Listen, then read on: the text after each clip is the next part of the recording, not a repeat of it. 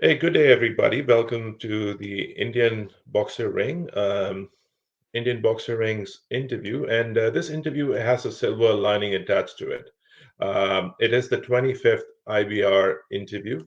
Now, IBR interview, as you all know, primarily intended to serve as a digital knowledge resource. These interviews have been made possible due to the willingness and generosity of our guests in coming forward to spend their valuable time to share their journey with the wonderful breed of boxers. Uh, the sessions continue to present interesting, varied, and most importantly, very pertinent perspectives on various aspects of the breed. And these interviews, as you all know, are also available for you to watch on YouTube. Um, and the way you would actually access these interviews on YouTube would be to look for the Indian Boxer Ring channel, and you can download these interviews if you have YouTube Premium. And again, this is no plug for me to sell YouTube, but again, you can watch, learn, and most importantly, share this library of past interviews with your fellow boxer fanciers. And again, don't forget to click to hit the subscribe button and the bell icon for notification as well. See, I'm also doing just like another YouTuber. I'm not. But again, this is information that would be very useful for you. Now, off to today. So I'm excited today to interview our guest. Our guest today is Linda Nasland from Sweden. And Linda is a boxer breeder who operates under the prefix handlers. And she is also a licensed FCI breed specialist judge, who, apart from boxers, is licensed to judge other breeds as well. Linda's journey with the breed started with her showing her first boxer, and I'm sure I'm going to get this wrong because Linda actually started pretty early. I would say 8 would be the right age, and Linda, correct me if I'm wrong. But she started showing her first boxer at the age of 11. And this, of course, was possible because her parents bred boxers. And being a successful junior handler, Linda also had the opportunity to visit UK multiple times. Besides confirmation shows, Linda has also spread her wings into agility, obedience, and working trials with boxers. And as a licensed judge, Linda has judged I would say, in 4 continents. She's judged in Sweden, Norway, Finland, Ireland, UK, South Africa, Australia, New Zealand, and Brazil. And so she's had an opportunity to look at dogs of different styles. And we're going to talk about that in this interview as well. Now, by profession, Linda does not stay away from dogs in her profession as well because she is an animal massage therapist, uh, and she works extensively in the rehab of dogs, primarily focusing on working dogs. Um, for example, sled dogs, police dogs, search and rescue dogs, hunting dogs, etc. Now, that's not all. Linda's interest does not limit only to dogs. She is also licensed to or authorized to do doping tests for horses as well. So, Linda brings a lot of knowledge about massage therapy and acupuncture as well. So, on dogs. So, there's a lot of information that we have to cover today. Linda, are you ready for those questions? I am, yes. All right, wonderful. So, for those viewers that are tuning in, and for those ones that are watching this event live, feel free to post your comments in or post your questions under the comments, and I'll make sure that I'll ask Linda these questions. First of all, Linda, thank you for your time this afternoon. It is 3 p.m. I believe it's you're 6 hours ahead of me, so you're actually 3 p.m. right now. How are you doing this afternoon? Fine, thank you. Thank you very much for having me. Wonderful. Thank you, Linda. Linda, I know that I gave you an introduction, and I think when you start talking, I'm going to take a sip of my drink because I'm parched. Mm. But I wanted to actually, for the benefit of those viewers that are tuning in, could you start off with this question that I ask any guest that comes on online? How did you get started with dogs and with boxers? Well, I think it's actually a fun story because before I was born, my mom and dad had my two older sisters, and they had a boxer, a very vivid boxer. And from what I understand, she had no obedience whatsoever. So when mom was pregnant with me, she pulled very hard on the lead. So mom fell over a couple of times when she was pregnant. So mom forced dad to give the dog away. And that, of course, was very hurtful for the whole family, but especially for my dad, because he, every day when he drove to work, he saw this boxer with his new owners. So, and when I was 6 years old, well, when I was 5, they started talking about getting a dog again. And my dad said, it's either a boxer or it's no dog at all. So that's how it came back to a boxer in the family in 1980 when I was 6 years old. And I've always had boxers after that. I love all dogs, but I just cannot live without a boxer. And to be honest, one boxer is not enough. I have to have two or more. So that was, I didn't choose the breed. I just sort of happened to become a boxer owner, but they sticked with me through my life, and they will probably till I die. Wonderful. So that's how it started. Wonderful. And also I can, from 82, that boxer they bought, that bitch, she was the foundation of my mom and dad's kennel. So in 1982, she had her first litter of pups. So I've been to quite a couple of shows from 1980, but my parents were very strict. I was never allowed to show Mhm. dogs until I was 11. So Okay, excellent. Linda, I actually, your journey, as I mentioned, started with you starting to show dogs, and I think that can I say that the showing dogs bug bit you at that age? yes, yeah, I would say at 11. But I mean, I remember the first show I really remember was in 1982 with the first litter of pups. Mhm. That we went to a boxer club show about 2 hours drive from home, and I was only allowed to sit at ringside and watch the show and eat hot dogs. And I think that's what I did the 3 years on, sat at ringside eating hot dogs because I wasn't allowed to show. But outside the ring, I was allowed to hold the lead and pretend I was a handler. Right, So right. I, that I remember strongly, because also Mm, one of another kennel, very successful boxer kennel at the time, their daughter was younger than me and she was allowed to show. And I thought that was very unfair because I wanted this so bad. Uh, but looking back at that now, it was really good because my interest in anatomy and movement and handling, or handling dogs in any way, started there and then when I watched so many people mhm. handling their dogs. So Right, looking back, that was a good thing that my parents did that. right, right. Mm. Now, especially with dog shows, people actually get bitten by the bug of showing dogs.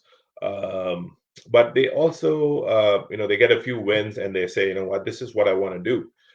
But as they actually, if they get a few, if they don't get to win, like they initially did, people also tend to leave the game as well.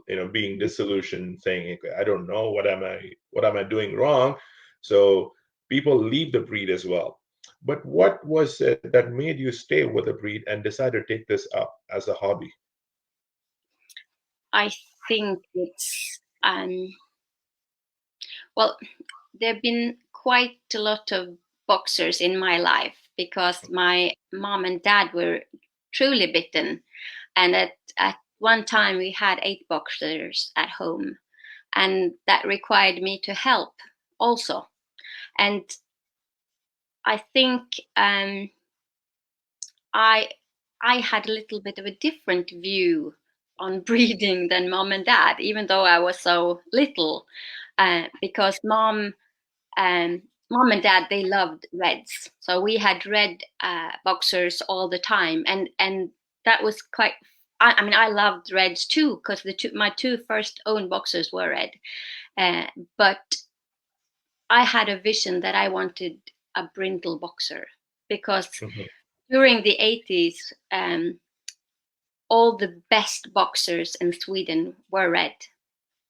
So it was like a vision that you wanted something that we don't have. So I Mhm. think that was like a drive for me to find a brindle boxer, Mhm. better boxer than no one else, sort of. Right. And, Right. I think that's how it really started. That I wanted to find something different. Right. Right. Mm. Um, I want to actually ask you this. Now, as a 10-year or 11-year-old, you actually started showing dogs.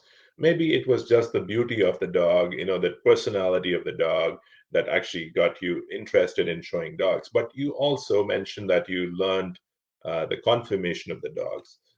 You learned the kinetics of motion with the dog.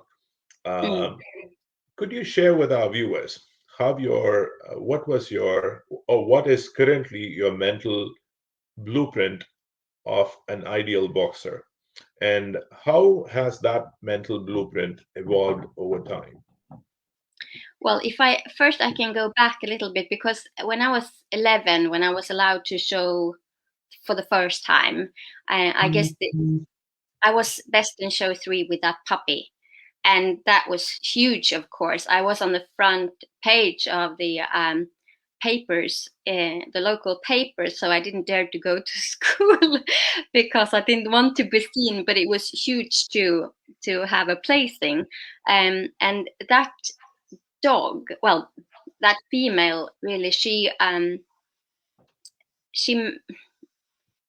I think she was a bit of a learner dog for me because and my mom and dad said it was fine for me to take her to obedience classes, and with that playful boxer, the instructor now, for almost 40 years later, remembers me and that dog still because she was so playful, and she tore about 4 pairs of jeans because when she pulled the lead, I just hang on. So I had no knees left on my jeans every week. Um, but that dog was so happy-go-lucky. There wasn't anything bad in her temperament, so she was extremely lovable. And I think that also helped me uh, because became interested in everything. I was interested in the obedience. I tried it. I was stubborn, uh, but it didn't help.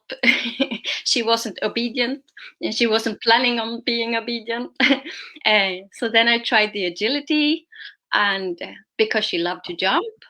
Unfortunately, she loved to jump a bit too much, so she jumped. If there were 3 jumps, and then there was this plastic band that sort of closed the agility course, she would jump all the jumps, and then she would jump over the plastic band into the lap of the person who sat there.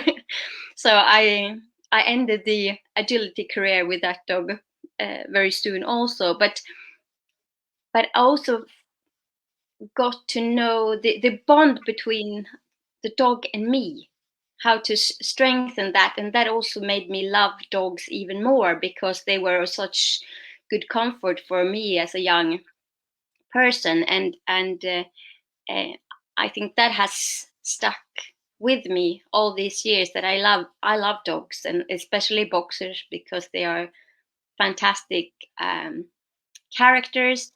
They can keep you in a good mood if you need to. They can lay on the couch with you if you have that kind of day, or they come with you if you want to go out for some Right. fun.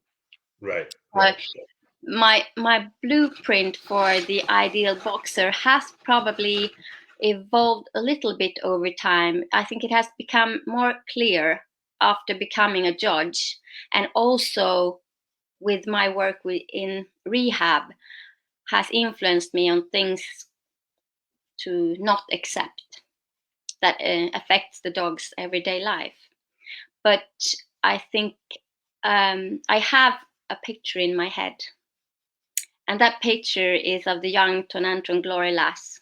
I love that photo, and that sort of sticks with me. And then I have a couple of words that I keep in my blueprint, and that is temperament. Hmm. That I want the happy, self-confident, stable boxer. But also keywords is medium size, square, uh, proportion in head and body, and expression, to sort of lift out a couple of words that I've noticed are my my lead words to find that boxer. Wonderful. Excellent. Mm. Thank you. Now, I want to actually talk a little bit about your journey as a breeder. Now, I think I think the term kennel blind is the biggest term that breeders are. You know, that would say that's the biggest shortcoming of being a breeder. Mm. Um, Now, as a breeder who's bred dogs over many years, what are your tips for our viewers? And most of our viewers are not just fanciers, but they're also serious breeders as well. What are your tips to them on how they can stay clear of being kennel blind? Mm. Have you been kennel blind at any point, and how have you overcome it? Well, I hope I have not. It, you might have people writing if I have been, but I don't think I have. To me, it's very important that I do. If I breed, I haven't bred that much, even though I've been in the breed for so long. I don't consider myself as a breeder. I'm more if I were to say what I am in the breed, I'm a breed enthusiast and a boxer lover, I would say, but I wouldn't say that I am a breeder, though I've had a few litters and they've done well. But to me, it's important that I do everything in the interest of the dog. I mean, that's it. And I think maybe if you want to become a breeder, you first have to list what your aims are, and so you can look back and see what have I achieved. Am I on the right way, or am I starting to lose focus, or because I think you can never say I will never do this or I will never do that, because breeders sometimes must take chances. Mhm. uh, but I think it's a thin line between being a mad and being a genius. And I think when looking back in history, we see some breeders have done, for example, very tight breeding and they've succeeded. And maybe they built a foundation for other breeders, which have been very good. But I think you have to have honest friends, very honest friends, and you have to keep on reading books, reading the standards. I think you should read all standards for Mhm. the boxer, all five. And you have to ask for advice and opinions. And maybe you have to reflect on judges' opinions also, because not all judges are idiots. So I think you have to listen and also go through your own mind a Okay. lot of times and ask yourself things. And I also think judges must be careful and ask themselves Mhm. from time to time their intention with judging also, to see Mhm. if they are clear. I True. think Very true. this applies for everyone, Very for true. the best of the breed. True. Mm, Um, so Linda, you are actually a very keen student of the breed, as you have said. Now, in my initial conversation with you, when I had this leading up to this interview, I actually, we were talking about the different standards, the five standards that you were talking about, right? The mm, five different standards we were talking about. Now, in terms of course, the standard is the breed standard is words. It's words, and how the words are interpreted is different, and that could possibly be the reason why there are deviation in styles between different countries. But mm. just from your perspective about the different standards, where do you see the deviation lies between the five different standards? Or what are some of the things which are very specific, and what are some of the things in the standard, in the different five standards that you mentioned, which are not very specific and open the actually the scope for interpretation? Well, when I was, I've actually started a couple of web courses in Swedish on boxers, and so I've really digged into the standards and history, and I have a big piece of paper here, and the interesting is when you look at this, for example, the general appearance. What struck me most is that FCI and UK standards do not discuss the head in the general appearance. All the others mention the head too, which is quite interesting because FCI is very focused on heads. So, but when you look through all these standards, it's not much that is different. Some deviations when you talk about temperament, for example, that in the UK they say they want them obedient, for example, and also in America they say something about how they should be in the ring. They should be well, not obedient, but I think in the show ring his behavior should exhibit constrained animation. And if we look at the way boxers are being shown in Europe, I would say it's completely different. Um, but there are some interesting things when you read the complete all the five standards. But also in Australia, the boxer is the utility, but all the other four standards are working, and I think that's one of the differences as well. And but I think everyone should read all the five standards and see the conclusions because it is not much that differs. It really isn't. I mean, if we look at the heads, for example, it's very similar, very similar. And we will go into heads a little bit later in this conversation, but um, I I think this is a good reading.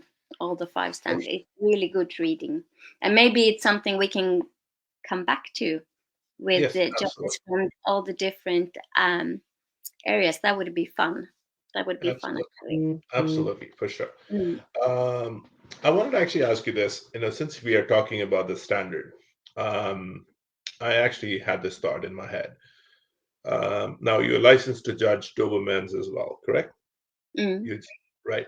Now, the Doberman standard, again, this is not Indian Doberman ring.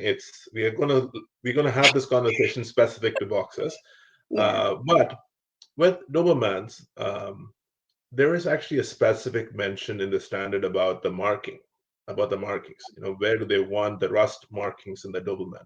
yeah, Now, with the boxer, we also have, the standard specifies that, we don't want the white to exceed one third of, one third in the dogs, in terms of not more than one third white is allowed.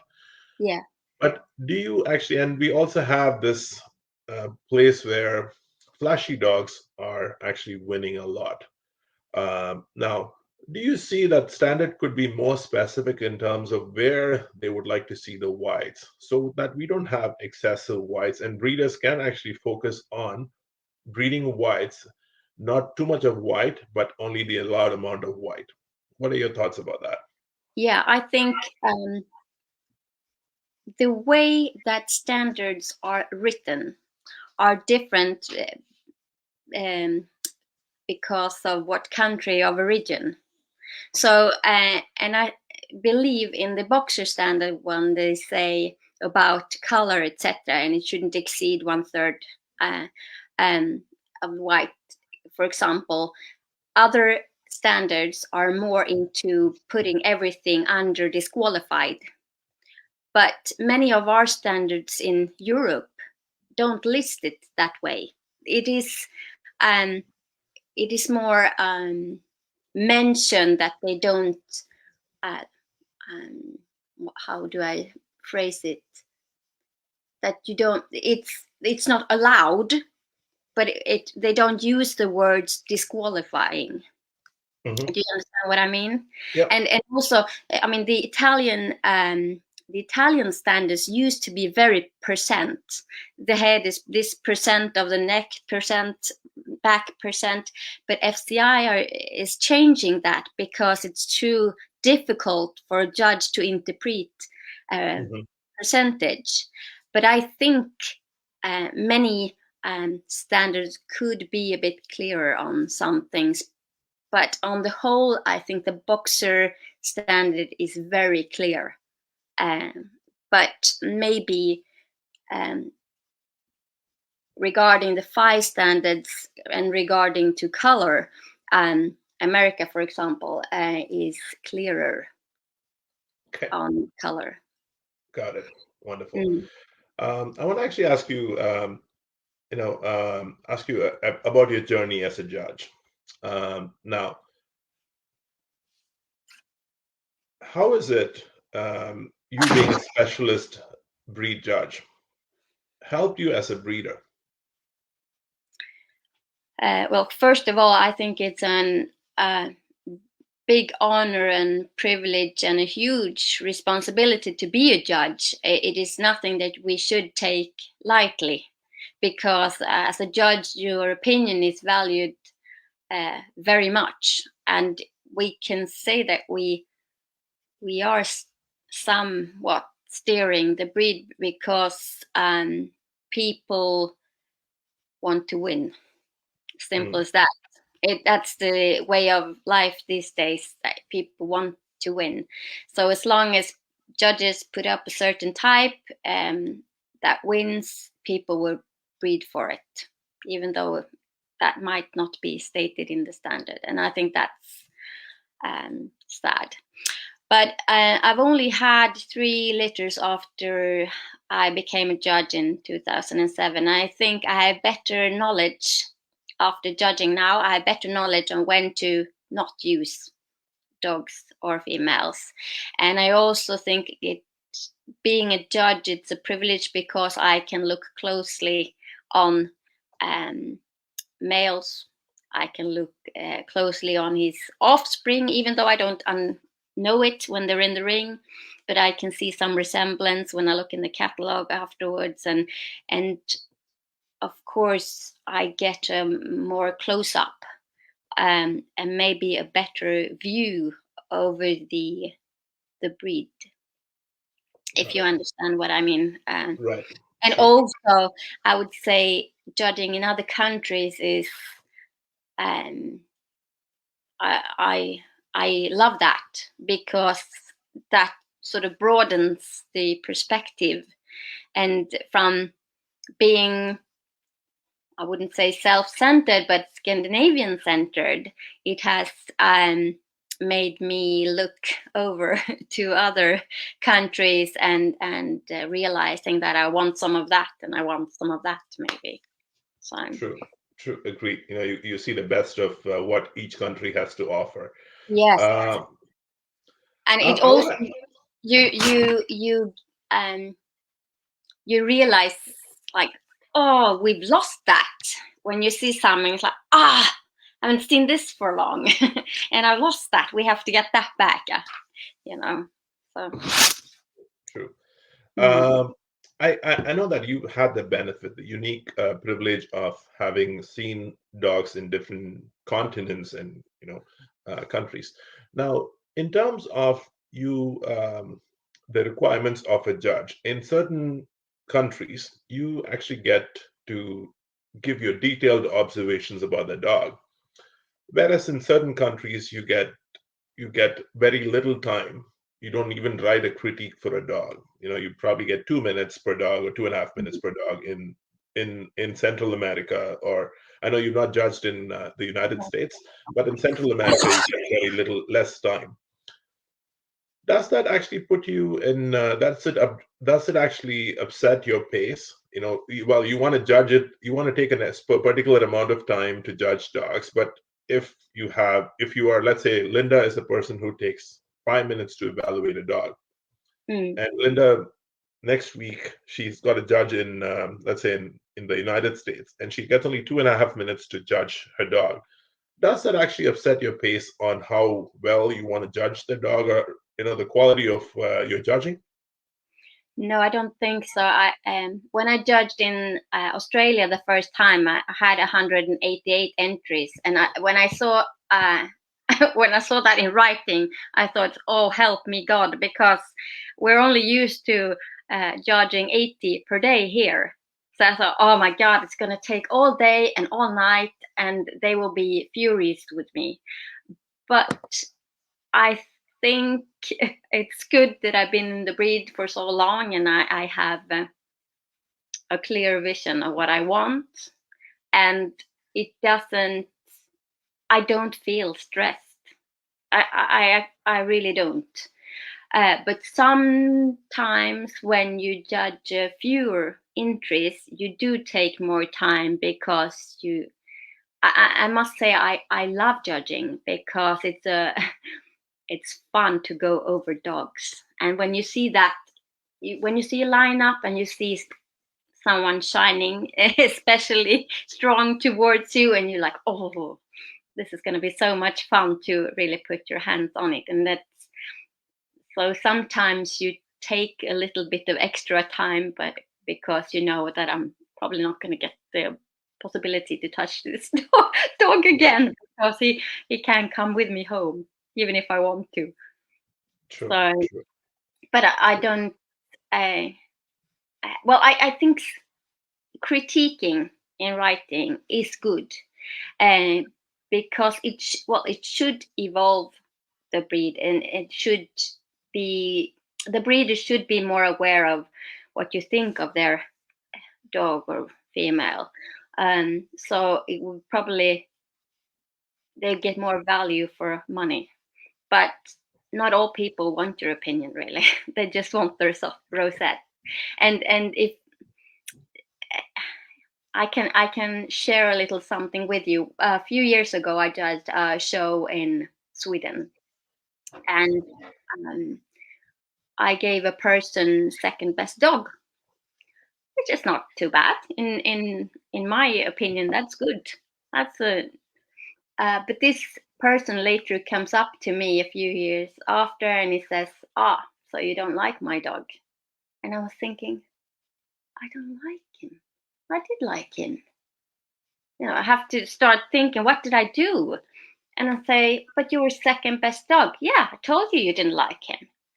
But I liked one more. It just, you have to be reasonable sometimes. And also, sometimes when you're beaten by better dogs, be happy that you get to see some really um, good boxers. I was in the end of the 90s.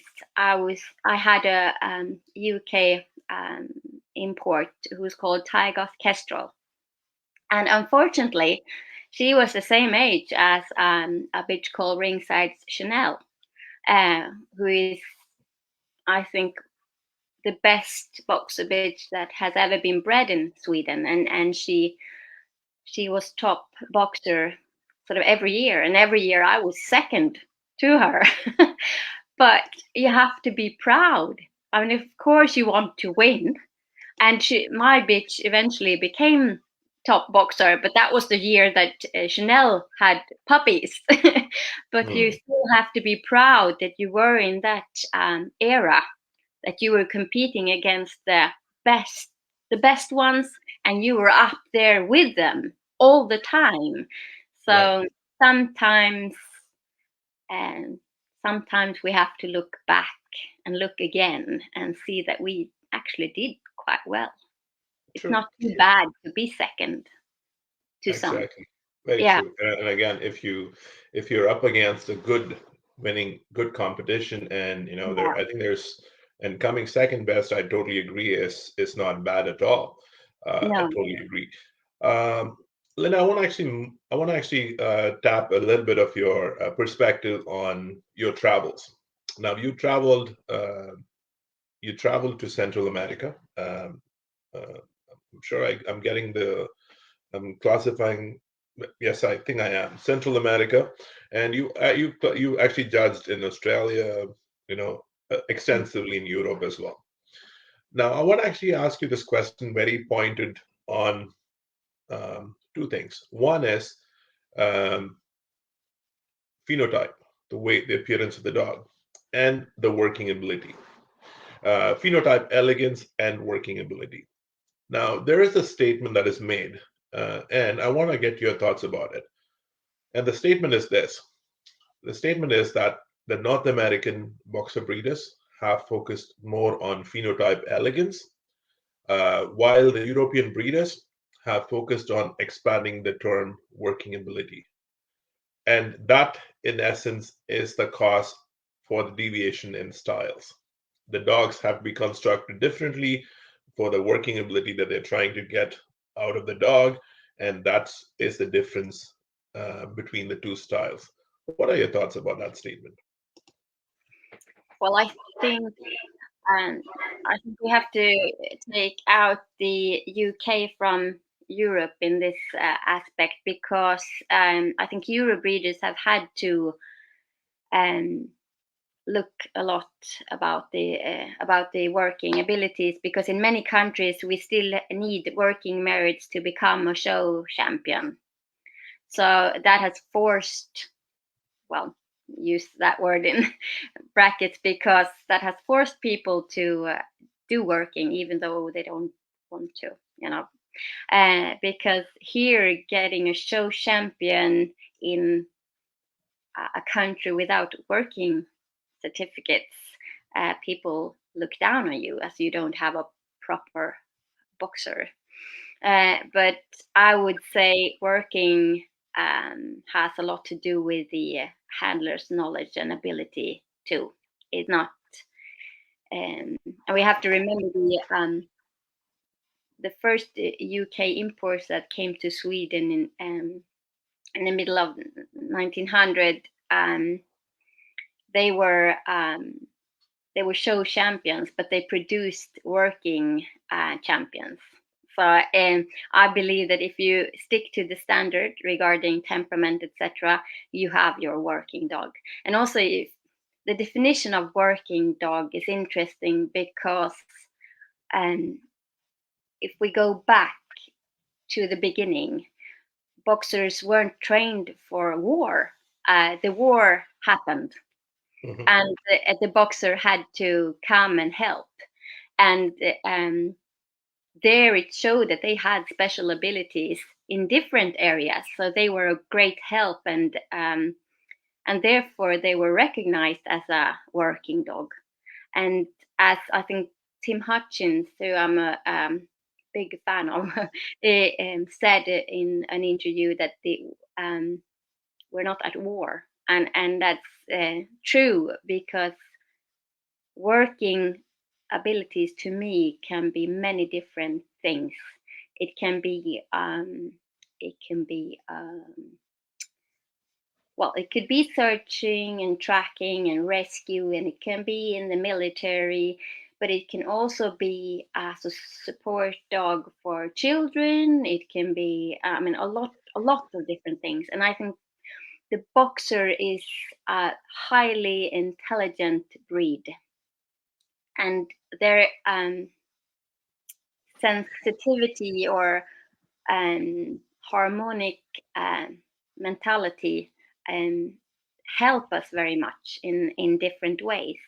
And and if we look at working boxers today, I want to be a bit harsh and say that they are losing the boxers are losing their popularity because well, I think there are different aspects of this.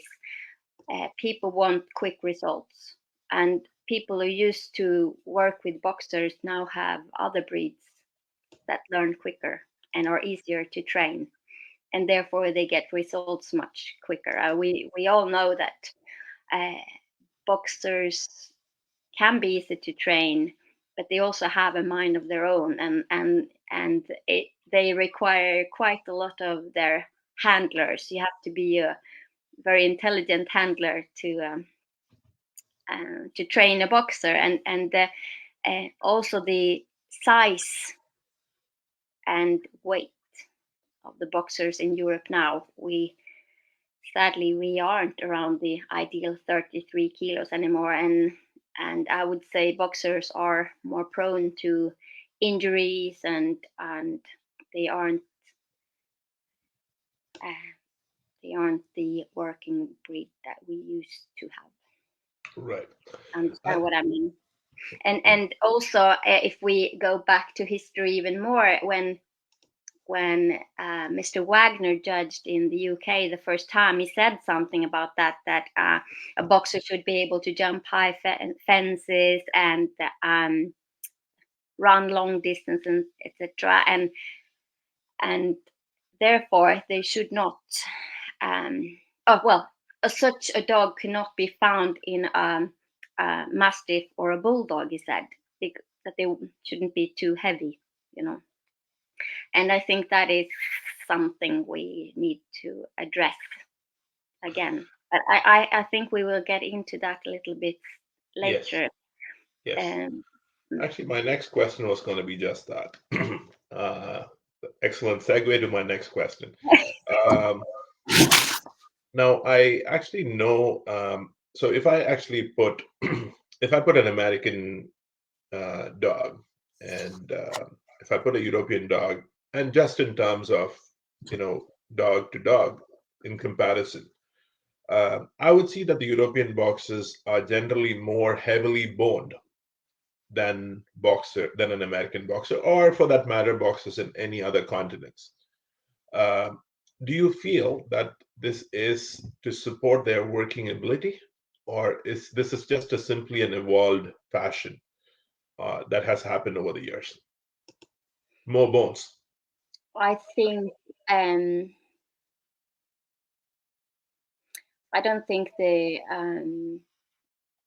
this supports the working abilities at all. I think we've come to a new normal, which is not standard like. It's and also when we talk about standard, it's interesting. There a few years ago there was a breeders conference here in the Nordic boxer clubs, and we had a look at the translations of from the FCI to Finnish, Swedish, Danish, and Norwegian, and there were. It's difficult to translate and get the same meaning. We noticed there are some differences regarding to having the right words, to have the right grading of something.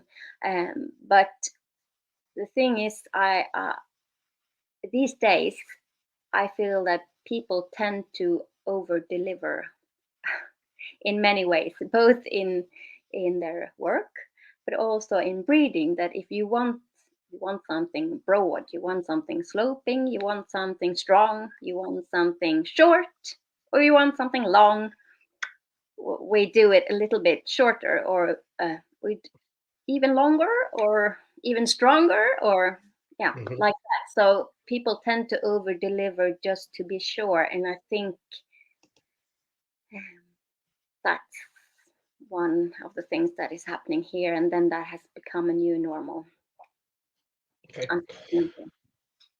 I'm gonna actually, I have a question from a viewer for you. The question is this, and I'll put that up on the screen. The Mhm. question is, how can we breed the physique back to what it was and what they were if it's almost non-existent? Okay, do I understand this question? How can we?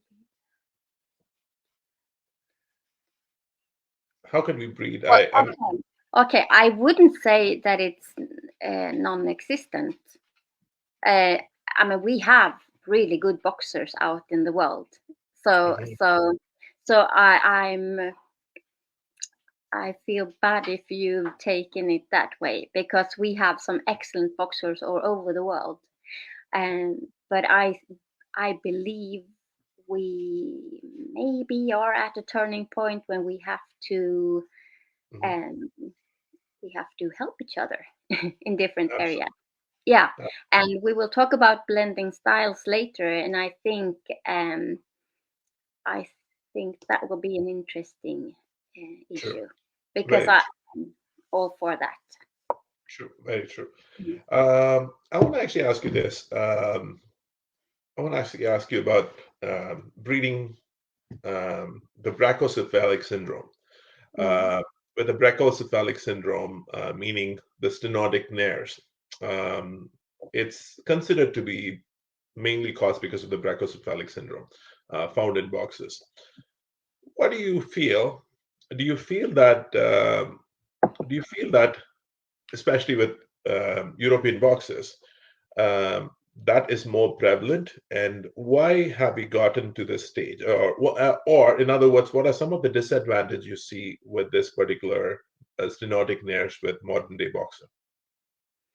I think if I have any friends watching, they are probably holding their breaths right now because this they know this is a, a very hot potato in our part of the world, and also that I this is one of my this is so important to me, very important. And first of all, I must say I'm proud to be a part of a kennel club that focus so much on health. And first of all, our standard describes head proportions very clearly. So I'm very sad and frustrated about this brachycephalic because um, it feels like we are worlds apart in discussing this, and some don't even want to discuss it. But first of all, in my work, I see every day that dog owners in general are very well, are not very good at seeing signs of pain, and I think this is something we need to start to address. We need to start with education on pain in dogs and things like this. I know that for many of the people watching and listening, this will sound really strange because they don't have these problems, and they are very lucky to not have these problems, and I hope they never will. But um, what I'm saying here is fact. I'm referring to facts here, and I think that's very important uh, that people understand that this is not fiction. This is happening.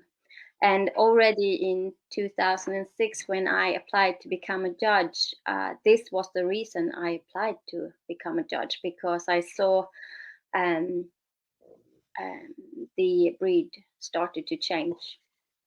And in 2008, um, the Swedish Kennel Club uh, made their first what's called breed specific instructions. And I will get back to this a little bit later. But if we talk to the subject about brachycephalic first, that means short headed. And maybe a vet should have explained this to everyone. But I just want to say a few thinks that this is a very complex machinery. A lot of structures are changed. They are still there, but parts in the skull, and we talk about in the ear, the skull, the nose, the throat, they have to adjust to each other. So even if one thing is changed, for example, pinched nostrils, this can still cause a lot of problems and pain. And I heard someone explain it like taking all your furniture from a 5-bedroom flat and move into 1-bedroom flat. And that's exactly what it is. All the same structures just have to fit and adjust to each other. And this also causes secondary changes. And I see, well, we all agree and we all know that pugs and French bulldogs are mostly affected, but it is happening in our breed as well. So we have to really address this. I mean, from the 1st of May this year, boxers will be banned on most airlines. So we won't be able to fly boxers around the world anymore. And this is one of the reasons. And I think it's so sad because if we go to America, Brazil, etc., we don't have that problem. Well, you don't have that problem over there, but still, they won't take those dogs on a plane. And in 2014, these breed-specific instructions were created with the Nordic Kennel Clubs, and that means that it's Norway, Sweden, Finland, Denmark, and Iceland. They got together for health and created leaflets for judges to help judges when judging. And I actually want to read a little bit what's about, if that's okay, because it's not my English is not my language, so I have to read what it says. And also this at the first in 2008 they pulled 42 breeds that were prone to problems, and last year there were 37 breeds. So breeds actually go in and out of this list. It is changed and looked at every year. But and also these interventions are the result of inventories made possible through excessive collaboration between dog show judges, breed clubs, vet surgeons, and also supported by vet health insurance statistics. Okay, so back to that. This is fact. But Boxer is one of these breeds, and then also I have to put my glasses on. So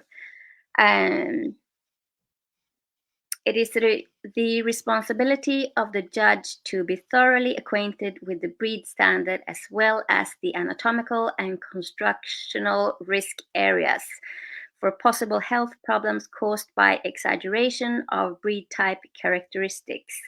Such exaggerations may harm the individual dog and interfere with the development of the breed as a whole. The BSI, breed-specific instructions, identify areas of risk related to breed type. The intention of the document is to increase the judge's awareness of problems related to exaggeration in breed types. BSI is therefore primarily a complement to the breed standard. So this means we judge by the standard, but this should be at help, okay?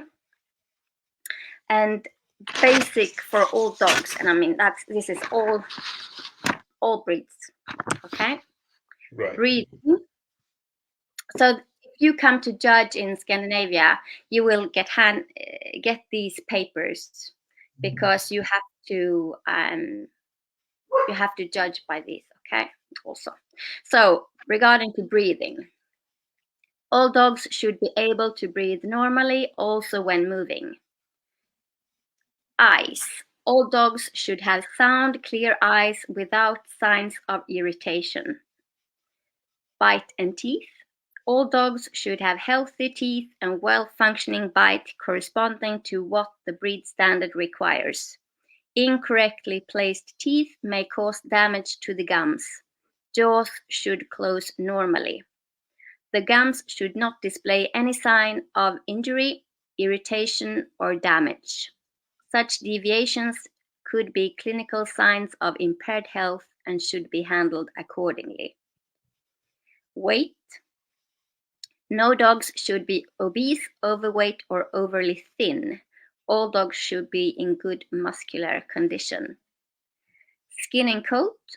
All dogs should have healthy skin without any signs of irritation.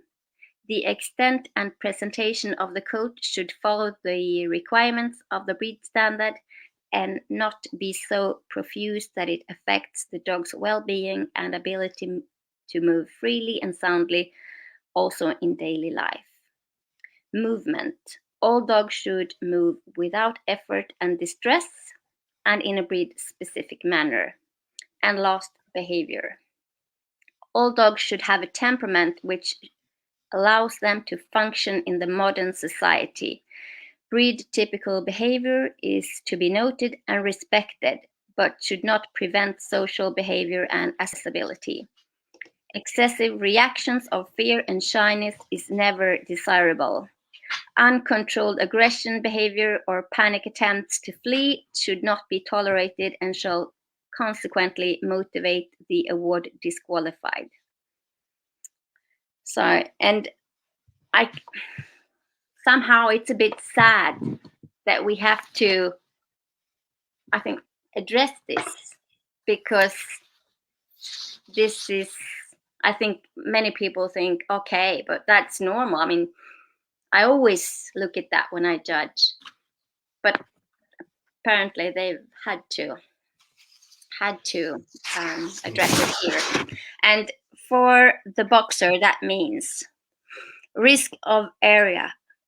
Areas of risks are 1. Breathing problems. Forced breathing with pronounced snoring sounds due to short muscle, pinched nostrils and or respiratory channels, insufficient room in pharyngeal cavities and airways. And 2. Skin, irritation and discoloration. The standard prescribes that length of nose bridge in relation to skull should be 1-2. And muzzle must thus not be overly short. Dentition should be sound and according to the breed standard. Look for sound breathing, the correct proportions in head, the correct teeth, and healthy skin. Okay? True, very true. I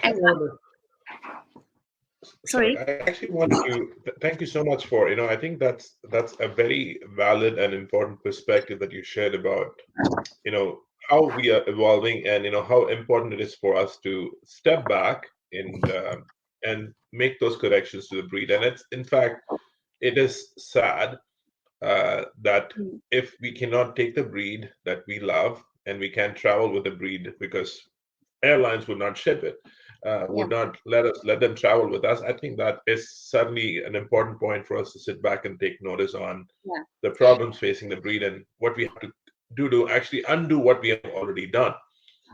My next question. I want to say something else. Sorry, sure, I wasn't. Sure, please. Go ahead. Judges, after judging in Sweden, if you're judging boxers in Sweden or Norway or any other Nordic countries, a judge must fill a form with questions about what you have judged, and that report is later summarized after the year and sent to the Kennel Club. The breed club summarizes it and send it to the Kennel Club, and it goes out to all the judges, for example. And 2020 we had no shows in Sweden because of COVID, but 2019, the report of 2019 came a couple of weeks ago, and it was depressive. Okay, And none of the continental judges had seen any short muscles or problems, whereas Scandinavian judges see it at every show. Okay, so at one show, a judge reported that 75% had too short muscles. Okay, I'm not surprised, but this worries me. People are in denial.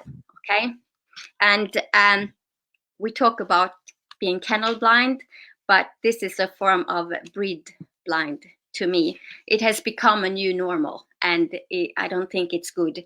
Um, we we owe these. I mean, these dogs do everything we ask for. Okay, uh, and some cannot even stand up for their right to breathe. I mean, I think it's ridiculous. I get so sad and frustrated. I mean, not all short muscles show symptoms, but it is still a problem. Okay, and we're talking functional problem. It's not that it's ugly, you know. It it cannot be a privilege to breathe, you know. Mm. And I want to say at the first conference on health here in Sweden in 2007, we all the judges were divided into groups discussing these matters, and my group uh, was discussing what what should judges do, okay, to find these issues, and a, a older man from hunting breeds, he was like, but what's the problem? Just make them go around the ring more times so we can see if they have, you know, stamina and they can breathe, etc. But the funny thing was that one person objected, and she said, "Oh no, oh no, then the handlers will be dying," referring to like the pug. Was about the pugs, that the handlers of the pugs are, you know, older women who aren't very trained either. So that was a quite funny thing at the time. But I think this is something we cannot joke about.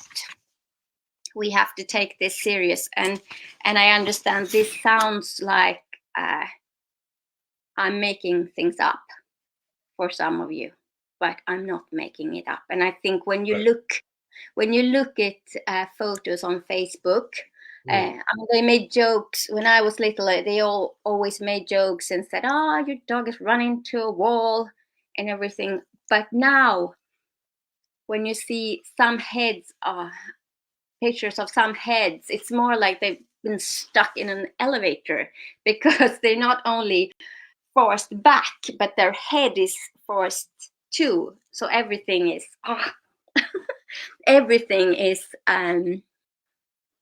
short, you know, True, both the true. skull and the muscle. And now Mm. someone who wants attention.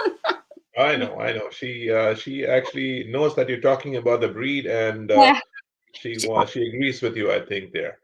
yeah. Uh, When I'm talking with passion, and also this comes from the heart and with passion, and it's not to point towards different judges or breeders or types or persons or kennels. It's the issue. It's the problem that need to be addressed. That this is going on, and right, for everyone who wants to blend types, I can say that yes, but do not blend extremes.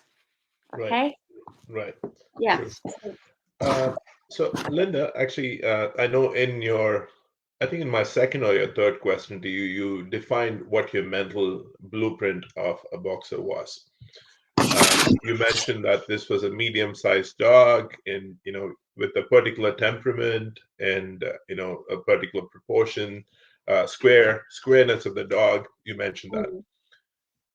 I know that in what you mentioned rather passionately about the BSI, the breed specific instructions for judges. There's work in place for judges to do to bring the breed back to what it was before because we've deviated too much from it. But I also wanted to go back and ask you this question. I know that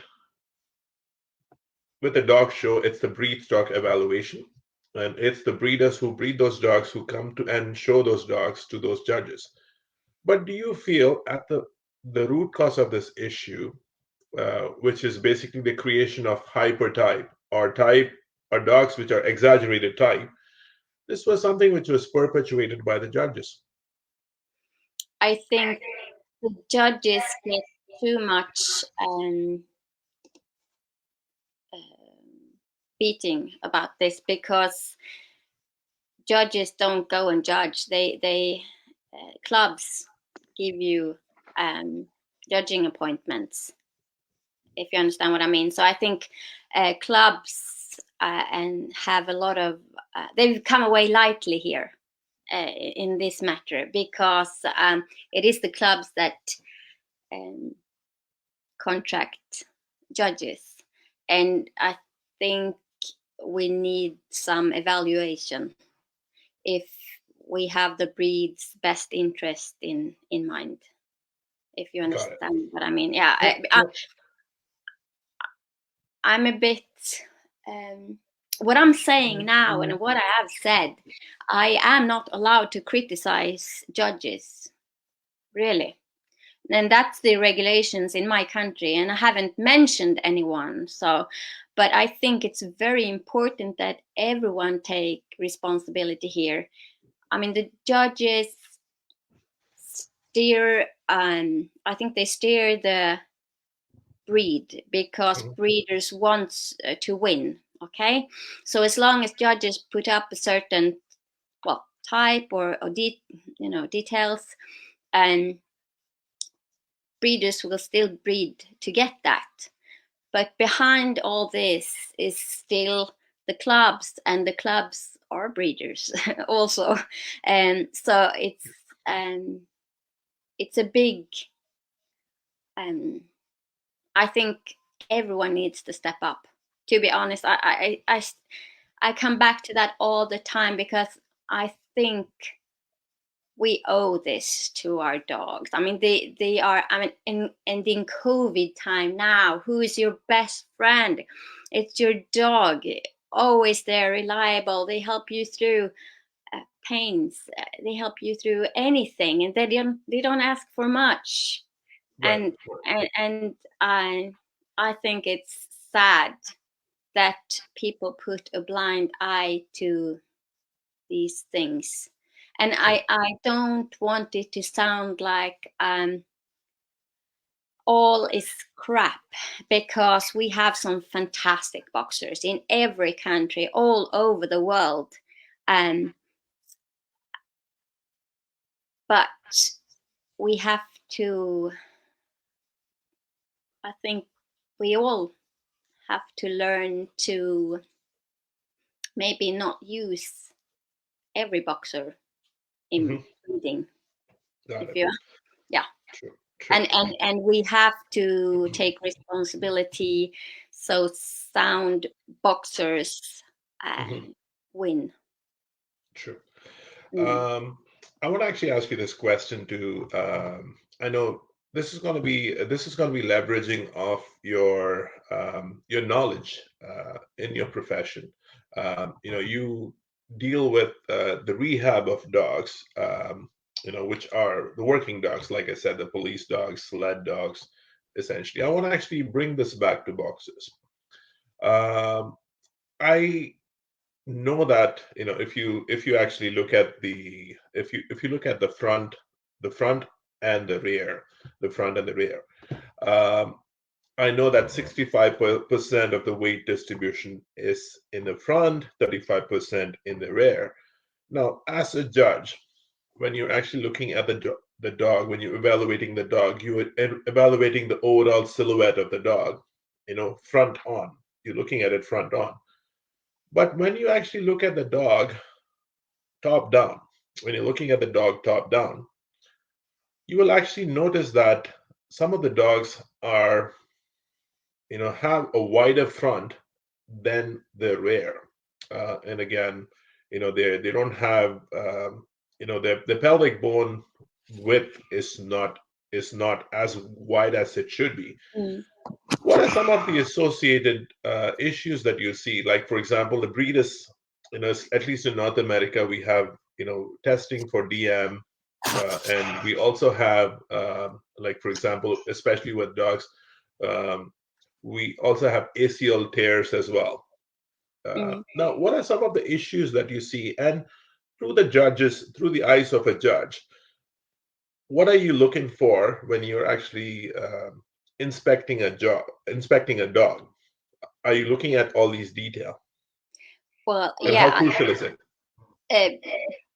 First of all, a good tip for someone who maybe is not extremely familiar with the breed, when you have a lineup, and I saw there was another judge um, um, saying this, and I think it's a really good advice that you paint the silhouettes all black, because if you paint them all black in the lineup, you clearly see the harmony straight away. And because sometimes, of course, white markings, etc., color can uh, make your head not spin, but it can give you some illusions. So painting them all black sometimes is very interesting to see the balance. But and I have to say something which I found very interesting. It was I read a book not long ago about type, and this has helped me a lot, actually, and to understand boxers even more. It sounds silly, but there was a Norwegian man called Olaf Roig who made a theory of sinological typology, and there he based type on purpose of origin and function, and he came to the conclusions that there were three types in all breeds. There was a speed type, an endurance type, and strong type, like a power type. That is usually an impressive dog when standing. And he also mentioned, he especially mentioned boxers because they are a combination of all types. Okay, and that makes them the most difficult breed to breed. And I must agree, it is. I'm full of admiration for breeders because it is a difficult breed to breed. And he means that through history, no other breed has gone through such big developments as the boxer. And um, I mean, from the beginning, they should be of endurance type, and later they were refined to be a little bit more stylish, noble, etc. And I think now, having his way of thinking in mind, and I believe the front has changed to a strong type in Mhm. many parts of the world, and I understand, because it is very impressive, like he mentioned, that they are very impressive while standing, but the other changes, uh, according to Ruig, has become when the standard changed. So now the standard hasn't changed, but it has become, to me, it has become a new normal to accept a strong type in front.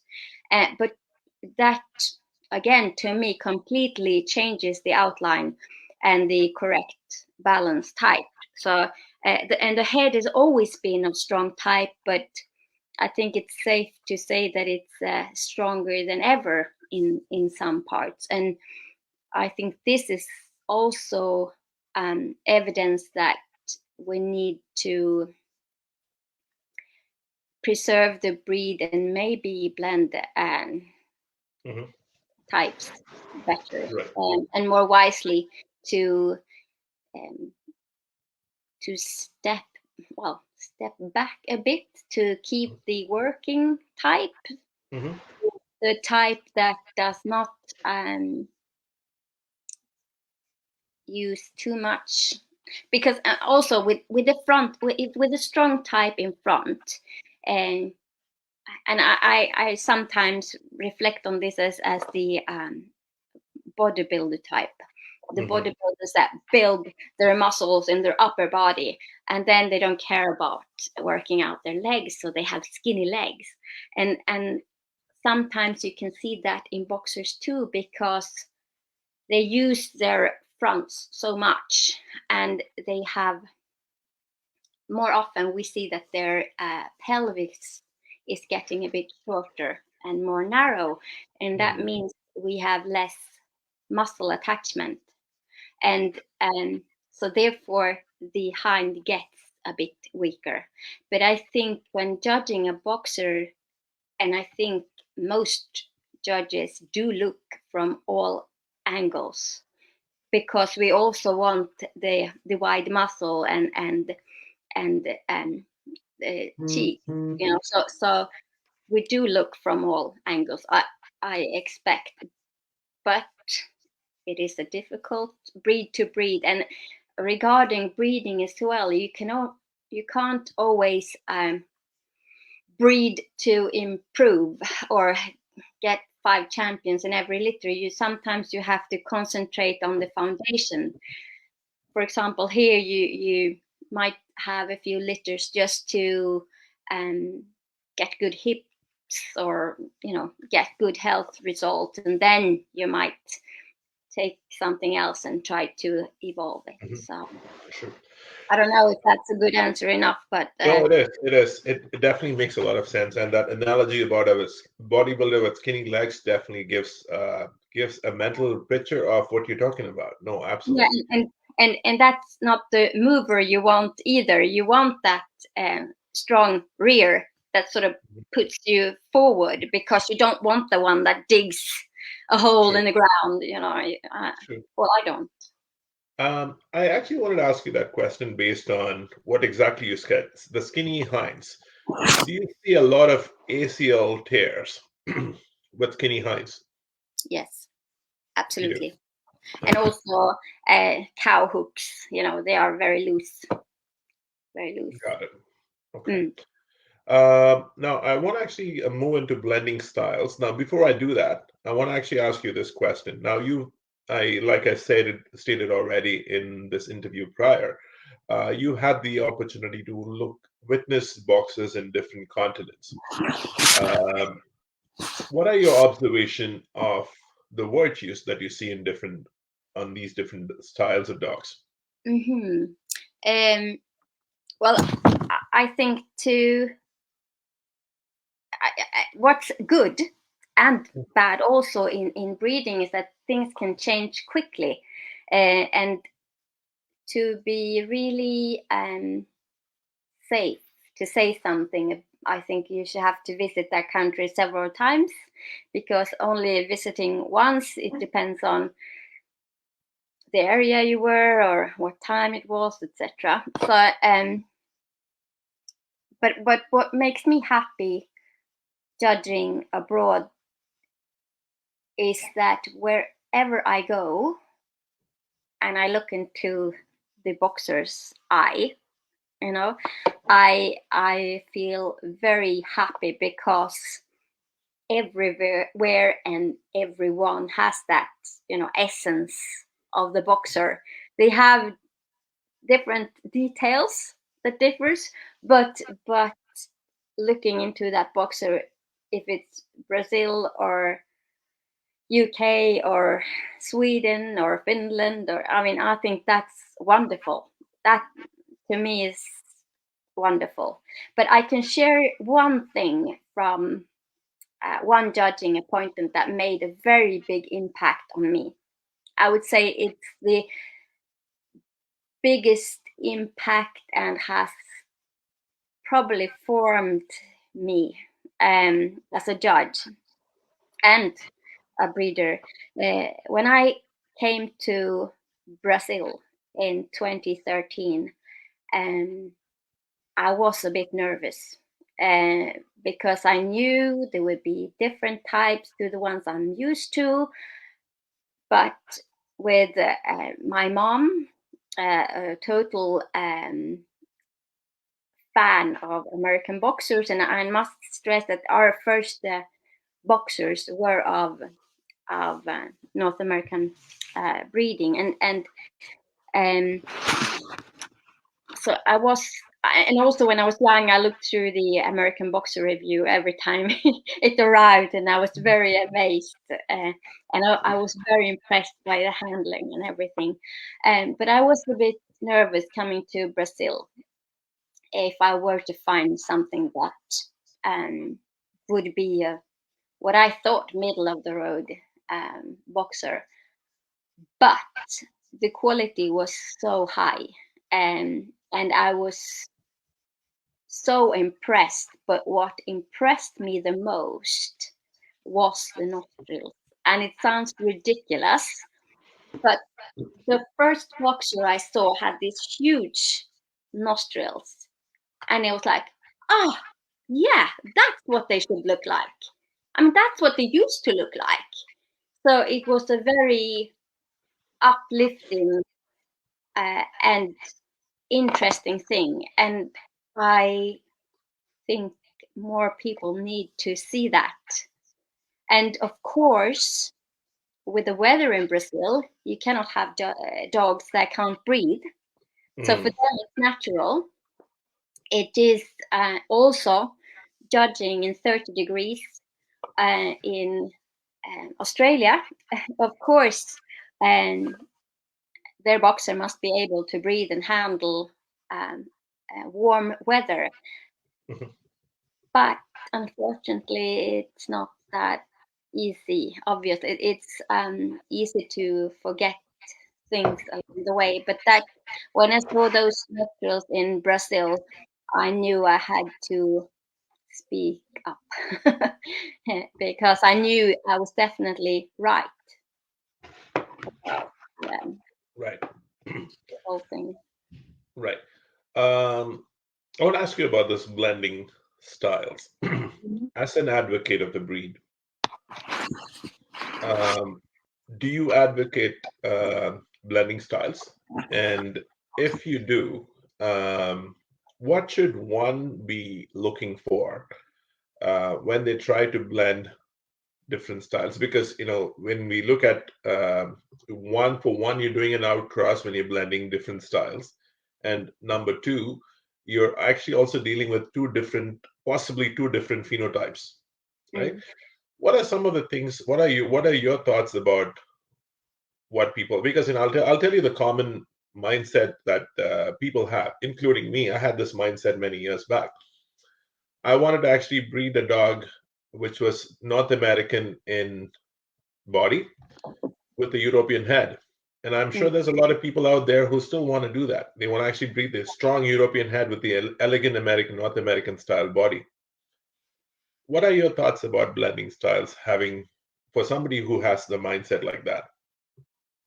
Well, I think everyone is entitled to their opinion, but I am for blending styles, not extremes. And I think that's the important thing. You cannot put extremes to each other, and I think that is, breeding, because extremes should not be bred from. We have to agree on that. So, but blending styles, I'm all for. I think that it has been done the whole breed history with success and sometimes without success. But I think you have to look at families and not individuals, and you have to be patient. Hmm. But I think we see successful uh, um, breedings like this now in different parts of the world, actually. and so I think it's possible. The last litter I had, I put a French dog to a UK bitch, and why I loved the French dog. First of all, I loved him, but I also had seen that he produced really well to UK bloodlines, Mm. and I think it all has to do with the uh, foundation of the bitch as well. You Mm. know, if you have a really good, uh, well-bred female, you dare to do these things, Right. and Right. but I think everyone has to do what feels best for them. Uh, Mm. but um, I bought a dog. I actually bought a dog in May, but he's coming to Sweden next week, and he is from Brazil, and he is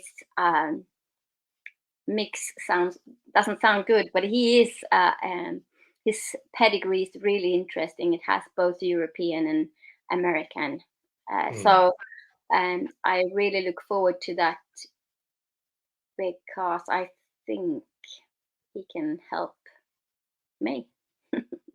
Oh, Uh, right. and I must say it has been a struggle, a real uphill to get him to, and he's not here yet. But there's only one airline who wants to take him to Europe. Only one airline, and Right. um,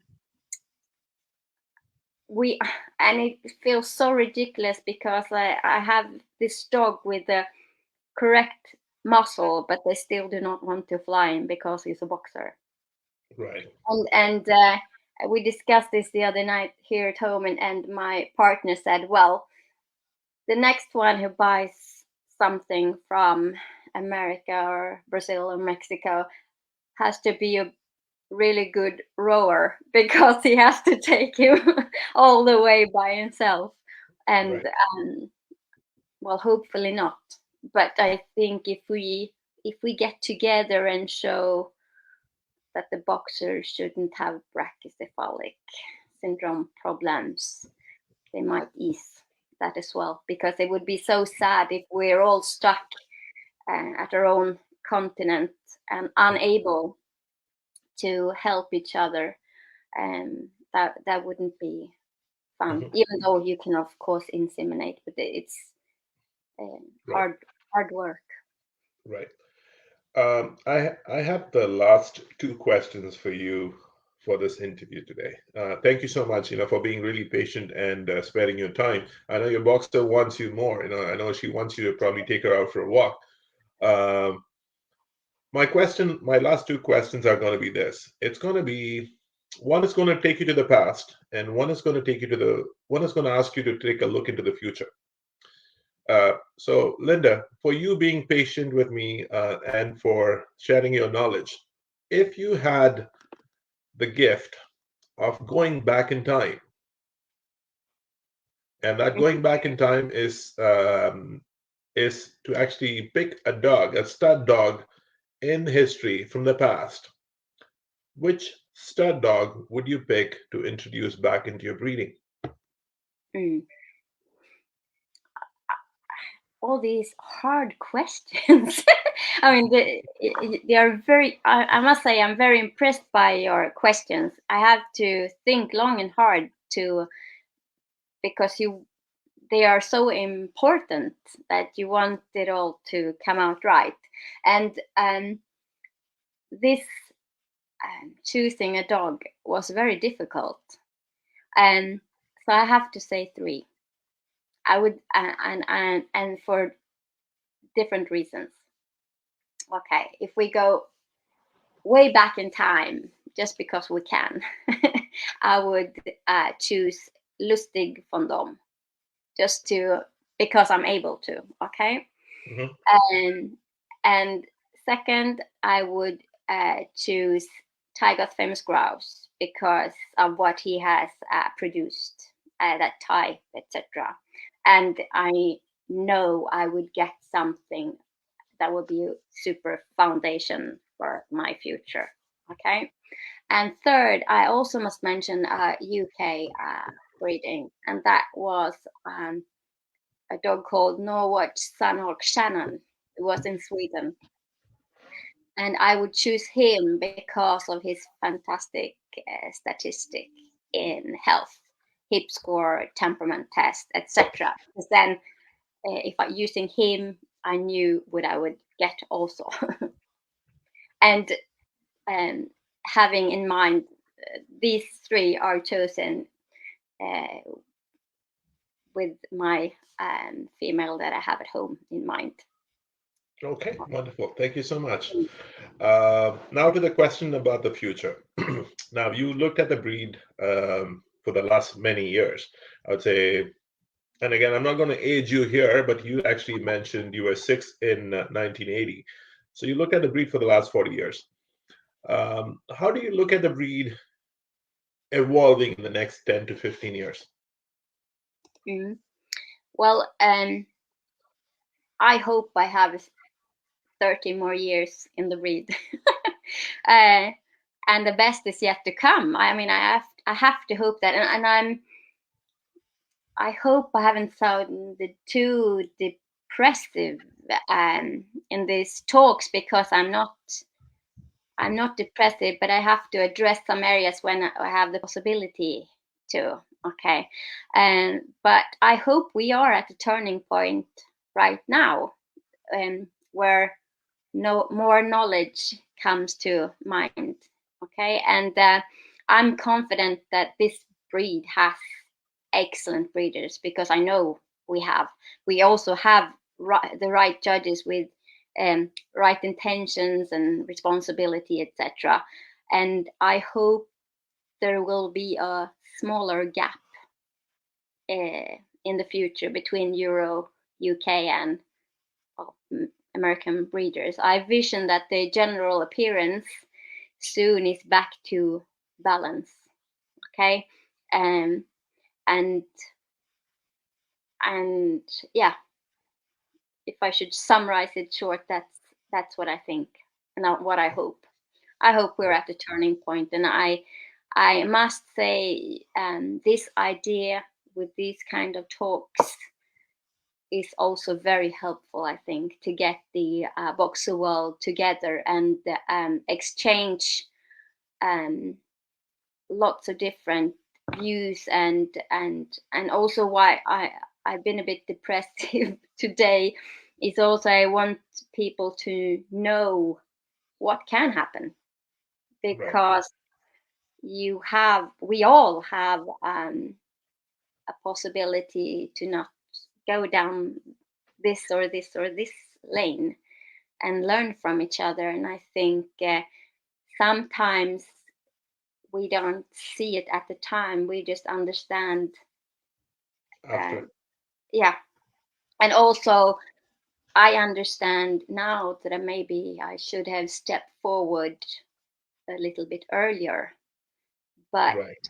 at the same time it's hard to have it's hard to be the first one or Right. among the first, True. because it's yeah, well, Very true. You know what, I think, first of all, I don't think, I think you've shared some very, very valid concerns facing the breed. And I think it's always good to actually take an introspective approach into things, including how the breed is progressing. And I think your points where I don't think it was depressing at all. I think it was very valid and much needed of the hour. And I I know that we could actually go on and on for the next few hours, but I know that you have other things, and I'm sure people that are tuned in have other things to do as well. But I would like to thank you for your time, Linda. And I would love to for you to come back and do another interview if should your time permit. But I want to actually thank you so much for your time today. well, Any parting thoughts before we leave? End the session? no, I can say this, that I think boxer people around the world are fantastic. Uh, Whenever I've been, wherever I haven't been.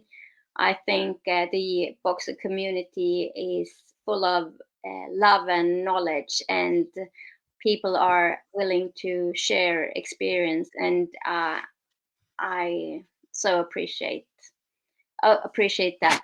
It's always good to discuss with other people's, and also thank you to everyone who comes when I judge and value my opinion because it is not nothing I take lightly.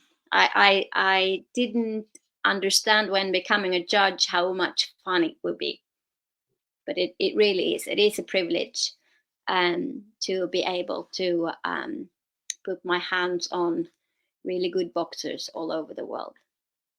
Mm. Wonderful. On that note, Linda, thank you again for your time. And for those viewers that are tuning in or who are watching this after, this interview, as I had stated earlier, is going to be available as a permanent record on YouTube. So look for Indian Boxer Ring on your YouTube search um, field, and don't forget to subscribe and click that bell icon. I'm becoming a YouTuber here. So these interviews are a valuable resource for you to actually reference. If you had a question, go back and look at them again. On that note, I want to end this interview today, thanking Linda once more, and also letting you know that we have an interesting interview in store the following week. And this is going to be with a judge who is very widely traveled. I'm not going to tell you who that name is, but I'm going to put that poster up on Facebook shortly. Thank you so much for your time. Have yourself a wonderful weekend. Bye.